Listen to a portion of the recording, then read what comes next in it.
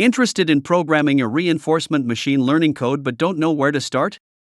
Follow me along in this video as I program my first reinforcement learning code using Q-Learning.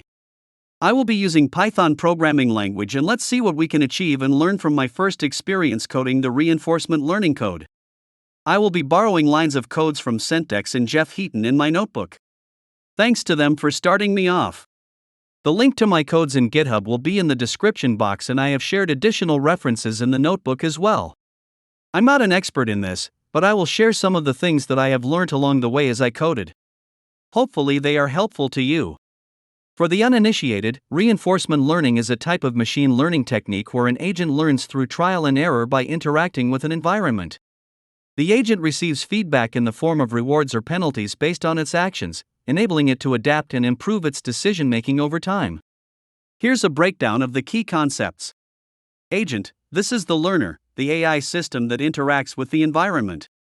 Environment: the world the agent operates in. It can be a physical environment like a robot navigating a room or a virtual environment like a video game. Actions: these are the things the agent can do in the environment. For a robot, it could be moving forward, turning left, or picking something up. States: the different situations the agent can be in within the environment. For a self-driving car, a state could be at a green light or on a highway. Rewards: these are positive or negative signals the agent receives based on its actions. A good action earns a reward, while a bad action might incur a penalty. The goal of reinforcement learning is for the agent to learn a set of rules that tells the agent which action to take in any given state. The agent learns through a process of trial and error. Explore: the agent starts by exploring the environment and taking random actions. Feedback: based on its actions, the agent receives rewards or penalties from the environment. Learn: the agent uses this feedback to update its policy, favoring actions that led to positive rewards and avoiding those that resulted in penalties. Over time, the agent learns to choose the actions that consistently maximize its rewards. There are different types of reinforcement learning algorithms, but for this case, I will be using Q-Learning, a type of model-free, off-policy reinforcement learning which is simpler to start off and implement. A model-free algorithm means that it learns directly from interactions with the environment, without building an explicit model of the environment. Off-policy or value-based means that the algorithm learns a value function that estimates the long-term expected reward for taking a specific action in a particular state. The policy is then derived from this value function, choosing actions that lead to states with higher expected values. The following are a couple of key concepts in Q-Learning. Q-table: a table that stores the Q value for every possible state action pair that the agent can encounter in the environment. It is initialized arbitrarily and updated as the agent interacts with the environment. Q-values: quality values are used to represent the expected cumulative rewards of taking a particular action in a specific state. It is denoted as a function of S and A, where S is the current state, and A is the action. State: the current situation the agent is in. Action: the action the agent takes in that state. Reward: the feedback the agent receives from the environment based on its action. Learning rate, or alpha. This parameter controls how much the agent updates its Q values based on new experiences. Discount factor, or gamma. This parameter determines how much the agent values future rewards. A higher discount factor prioritizes long-term rewards, while a lower one focuses on immediate rewards. Bellman equation: the equation that Q-Learning uses to update the Q values iteratively. Now that we have an idea of the concepts, let us go through the steps of how Q-Learning works. The agent starts in an initial state. It observes the current state and chooses an action based on its current Q values. This can be done through strategies like epsilon greedy, which means exploring new actions with a small probability epsilon to balance exploration and exploitation. The agent takes the chosen action in the environment. The agent receives a reward in transitions to a new state. The agent updates the Q value for the previous state action pair using the Q value update rule. This update considers the immediate reward and the estimated future reward discounted by the discount factor. The agent repeats steps 2 to 5 until it reaches a terminal state or the learning process stops. Not to worry if the previous information just flew by you, we will revisit the concepts when we go through the code later. Now, I will be introducing to you the Python library that we will be using. Gymnasium. Before OpenAI had become a household name with ChatGPT, they were actually contributing to the coding community in other ways, such as having a gym library for reinforcement learning. However, since a while ago, the gym library has not been maintained, and instead Gymnasium has been introduced as a maintained fork of the gym library. It still has all the environments from gym and includes updated functions and features. So what this library allows is it provides environments for reinforcement learning. There are various environment types such as classic control, box 2D, toy text, and even more complicated ones like Atari games. You can even create your own environments with it. Be sure to check the documentation out. The environment of choice for my first reinforcement learning project is the MountainCar version 0. According to the Gymnasium documentation, it is a deterministic Markov decision process, or MDP in short, that consists of a car placed stochastically at the bottom of a sinusoidal valley, with the only possible actions being the accelerations that can be applied to the car in either direction. The goal of the MDP is to strategically accelerate the car to reach the goal state on top of the right hill. There are two versions of the MountainCar domain in Gymnasium, one with discrete actions and one with continuous. This version is the one with discrete actions. It first appeared in Andrew Moore's PhD thesis in 1990. Sounds complicated, but well, there is an easier version of it. The car starts at the bottom of a valley, and the goal is to get it to the yellow flag at the top of the right hilltop. There are three discrete actions that the car can take: 0, which is to accelerate to the left, 1, which does nothing, and 2, which is to accelerate to the right. The car has to get to the hilltop as quickly as possible, as it is penalized with a reward of -1 for each time step, and there is 0 reward for reaching the hilltop. There are two observations for each state: the position of the car along the x-axis, and the velocity of the car. The car is bounded between -1.2 and 0.6, with the yellow flag at a position of 0.5. The minimum velocity is -0.07 and the maximum velocity is 0.07. The car starts at a random position between -0.6 and -0.4, and the starting velocity is 0. The episode ends when it is either terminated or truncated. Previously in the OpenAI gym library, there is no distinction between termination and truncated, and only has end. But in the current Gymnasium library, each has a different meaning. Termination is when the position of the car is greater than or equal to 0.5, or the goal position is reached. Truncated means that within a single episode, the maximum number of 200 actions have been taken. Also, note that it is considered to be solved only when an average reward of -110 is achieved over 100 consecutive episodes. Now that we have some general background information, let's get started. I will be coding this in Google Colab. Firstly, we will be installing the necessary libraries to get started. You may see that there might be some unnecessary libraries, and that is true, as I am using this as a general installation in the event that I may run some tests on Atari games. Also, it is easier to display the game environment if you are running based off your own GPU, but since I am running this on Google Colab, things are not straightforward. This would take about 5 minutes. Next, I would be importing the libraries so that I can use them in the code. If you are following along in Google Colab, you might encounter some error messages at this stage. Simply rerun them in a new Colab notebook and that should resolve the issue. At least it worked for me. I will run a simple utility function which I took from Jeff Heaton's notebook to display the specifications of the environment. We can see that the printed results correspond to what we see on the OpenAI Gymnasium documentation as well. One thing to add here which might not be clear previously is that there is a specification called non-deterministic and it is false here. It is a Boolean value to indicate if the observation of an environment cannot be repeated with the same initial state, random number generator state and actions. In this case, since it is false, it should mean that for the same seed, the state and actions are repeatable. Okay, so now we have a high-level overview of the environment, but how do we visualize it? Well, we will be able to do so with this set of code, or we can see a static view of the environment. So we can see that the car is at the valley floor, and the end goal is the yellow flag at the top right of the mountain valley. I have set a seed in the environment reset so that the starting position of the car is constant for each episode. If there is no seed provided, the starting position of the car is assigned a uniform random value between -0.6 and -0.4. But a static view is not enough. What if we want to see the video of the training process? Fret not, as we will have these helper functions to record the training episodes, save and display the video. With these, let's proceed to run and record a full episode of 200 steps to get a better sense of how the agent interacts with the environment.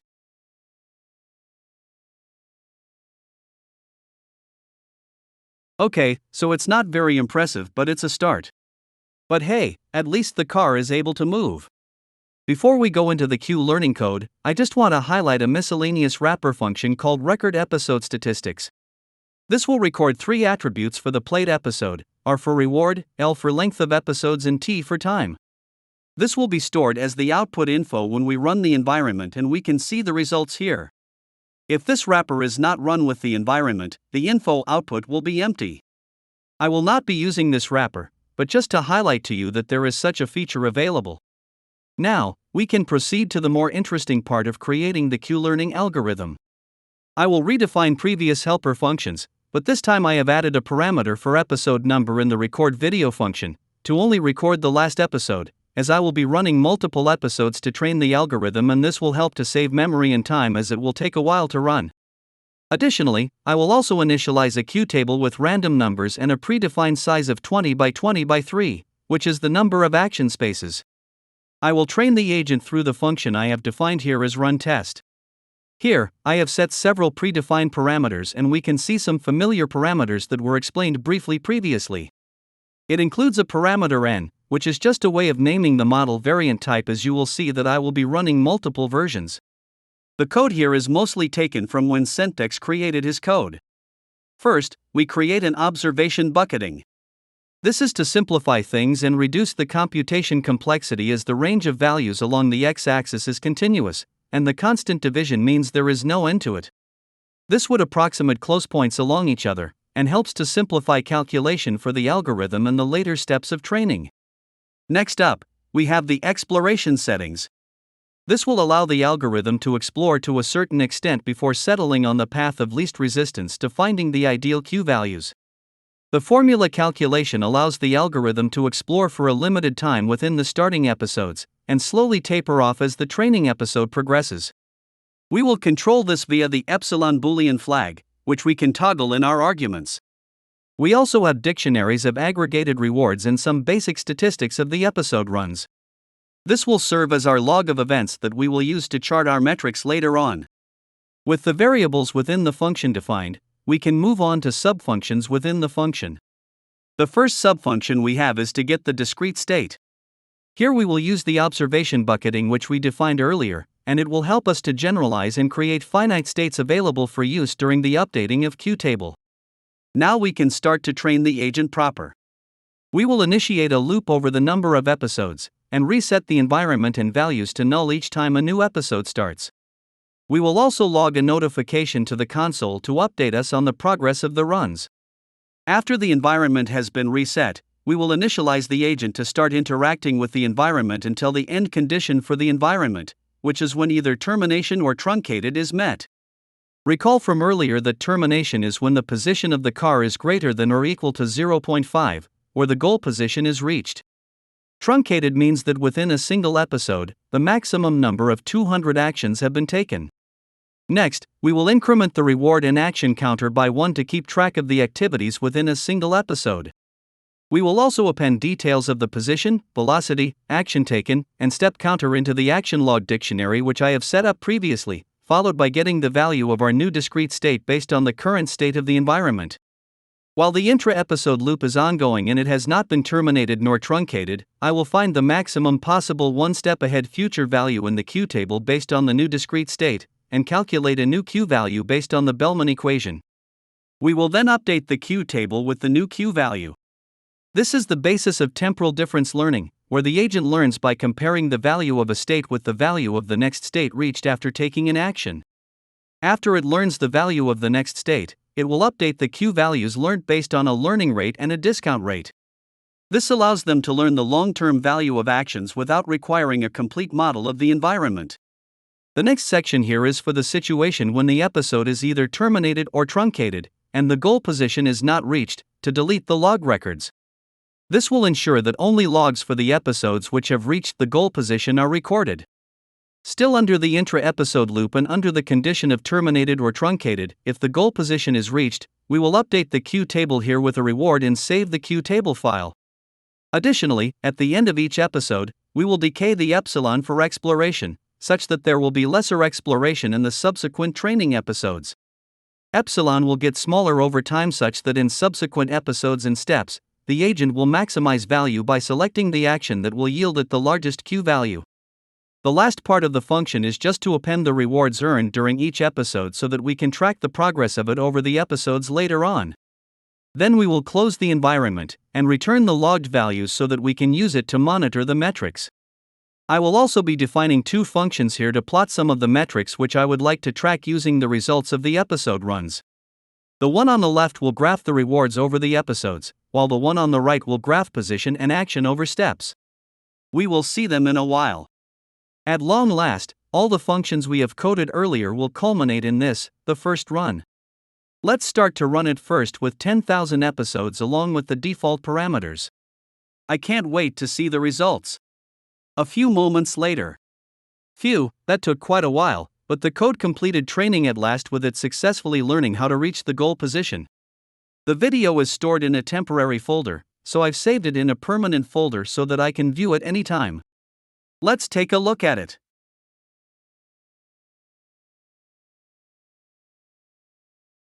It's looking pretty good actually. The fact that it couldn't do much in the first video and now it could actually move to the left valley to gain momentum so that it has sufficient velocity to get to the goal position is very impressive. Next, let's check out the metric. This graph is a plot of the reward earned during each episode. I have plotted the reward threshold in red, and the average, maximum and minimum rewards over 1,000 episodes each. Unfortunately, it doesn't look too great. The maximum reward actually touches the reward threshold near the end of the training session, and the average reward has plateaued near the end of the training episodes. The minimum reward is also maintained at the value of -200, which means that even after so many training episodes, there are still episodes where it did not achieve the goalpost. Ideally, what we would like to see is that with more training episodes, the average, maximum and minimum reward lines should converge into a single value. Well, it is still a start. Next, I proceed to train various versions of the model, tweaking a parameter in each model to see if there are any improvements in performance. Something to note is that for variants 8 and 9, I modified the algorithm such that it is using an every-step Monte Carlo learning approach instead of temporal difference for the previous variants. For this, it means that instead of updating the Q values for each step with the temporal difference method, it takes the average of values across the steps, and it can be summarized in the formula shown. You can see here the code snippet I have coded in the function run test MTC to update Q values for every step Monte Carlo instead. Typically, it is said that temporal difference is better than Monte Carlo, and hence I started with the temporal difference method first. Unfortunately, the subsequent variations seem to fare worse compared to the initial one. The every step Monte Carlo did not even manage to climb to the goal position. Even for the initial model, the terminal reward was -127, which did not even meet the reward threshold for solving the problem at -110. How do the metric charts look? Looking across the board for the graph of rewards over episodes, it seems to have done better, in the sense that the average, maximum and minimum rewards converge over time. They managed to converge within 10,000 episodes, and the reason I did not train for longer was that it wouldn't have mattered, as once the algorithm found a comfortable method of achieving its goal, it would not have bothered to explore other methods and the convergent reward level would still be the same be it 10,000 or 20,000 episodes. A strange point to note was that variant 1 has the same parameters as variant 0, which we recorded the video, but the charts look different. Perhaps there have been some changes in values which I could not account for the difference in behavior during the training session and hence the difference in charts. Previously I defined two functions for metrics, but so far we have only been seeing one, which is the reward over episodes. Well, what about the other? Here it is. I have plotted 4 charts in a 2x2 grid. The top 2 charts are histograms of actions done on each position and actions done over each step. They are the distribution of actions done for all the episodes which have achieved the goal position successfully. The bottom 2 charts are position and action over steps, and they are plotted for the last episode only. Don't they look like the charts that Formula 1 engineers look at? The charts of variance N1 and N2 are similar, so I've shown them here.